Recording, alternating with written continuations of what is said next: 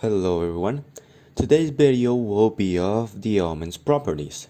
So first of all, let's start with what are the atoms. Someone here knows what the atoms are? Well, in specific words, atoms are the smallest units of an element that retain the property of that same element, right? Atoms are made up of neutrons, protons, and electrons. So, if the atoms are the smallest units that contain an element, of course, the element will have a bunch of those, right? Millions, quadrillions, and even quintillions, many. The thing is that the atoms make up many different shapes to then create that element we'll be talking about.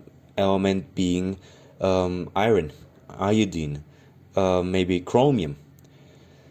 In last episode I talked about the elements. If you know what they are, then please make sure to check out that either on Google or on YouTube, or whichever suits you best. Now, we said that atoms are made up of neutrons, protons, and electrons, right? But what are those three words? Well, starting up with protons, they are having a great day. Why is that? Well, protons are positively charged, right? So it's a plus sign, meaning that protons are always happy. They are positively charged particles found in the nucleus of the atoms. Of course, protons, neutrons, and electrons will be where? Well, around the nucleus or inside the nucleus. Next up, what are electrons? So the electrons are not having a great day, right? So we will just put a minus sign in there, since they are negatively charged particles, right? They can be found in electron shells around the nucleus. So these ones won't be in the nucleus, they won't be around the nucleus and found in some shells which will be known electron shells, right? What happens with electrons? Well, they determine the chemical properties and reactivity of the elements. When we, for example, talk about electronegativity, well, we are placing all that we know about electrons in that to learn more about the elements and their properties. Next up, and finally, we'll talk about the neutrons. Well, the neutrons aren't having a great nor a bad day, they're just there, right? Existing. And maybe you will think they're just existing right there with no charge, but in reality they have a lot to say. So, as I mentioned earlier, neutrons are particles with no charge. They are found in the nucleus, and also their number, because of course protons will have a number, electrons will also have a number, and neutrons, well, as you can already guess, they already have a number as well, can vary in certain elements. Some elements will have more neutrons, some others may not have the same amount of neutrons, resulting in isotopes. So what exactly is that isotope? Well, it turns out isotopes are forms of an element that can differ in the number of neutrons they have, right? I'll just say an example.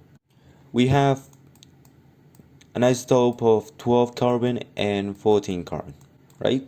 You can see that something has changed, and of course it's the number. So both of them have 6 protons. They have 6 protons. Why do they have 6 protons? Well, it turns out that the atomic number of carbon, go check out on the periodic table before coming to this video again. What do you think the value is? Well, it is 6. That is the atomic number of carbon. When we add 6 with 6 protons, we will have the isotope of 12, right? But if we add the atomic number of 6 plus the 6 protons, we won't have 14, right?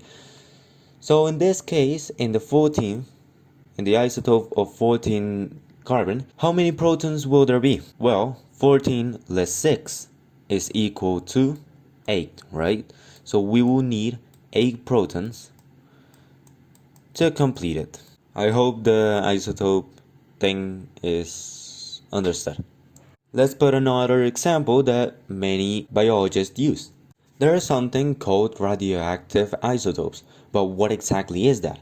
Well, it is used mostly in medicine for diagnosis and treatment of certain diseases. For example, we can have cancer in that list. Now, we talked about the atomic number, right? And we kind of talked about the atomic mass. Let's delve deeper in that. So first of all, what is the atomic number? Well, it is the number of protons that we already talked before that are the positively charged particles an element possesses. This number is unique to every element because of course the atomic number of carbon won't be the same as the atomic number of, let's say, hydrogen. We'll see that in a bit. But now let's talk about mass number. So the mass number is the sum of the protons plus the neutrons. Alright? We will see an example over here. So, I will use carbon for this example. So we will draw a C and its element portrayed in the periodic table. Over here, we will look at the name, right? Which will be carbon. Just below that, right over the C, we will see a 6. What would it be? Well, that 6, would it be the atomic number or the mass number? So that number 6 would be the atomic number. Do you remember what was the atomic number? Well, it was the number of protons, right? So if this was the atomic number, it would be equal to the number of protons. Now, if you check your periodic table, below the C would be another number, right? This time with some decimals. In the case of carbon, what would that value be? Well, that value is of 12,11. What would this be? This would be the mass number, right? Since that was the atomic number, this would be the mass number. Based on that, we can conclude that it's the sum of protons plus the neutrons. So, sum of protons plus the number of neutrons. If we already know that if the number of protons is 6 and the 12 is the sum of the protons plus the neutrons, we can then just cancel the protons and know that the neutrons is equal to 12.11 less the 6, which would give us a value of around 6.11. This would be the neutrons, right? Only neutrons. And then there is the electrons, but that would be for another video. Finally, what would be this C? How would we know it in formal terms?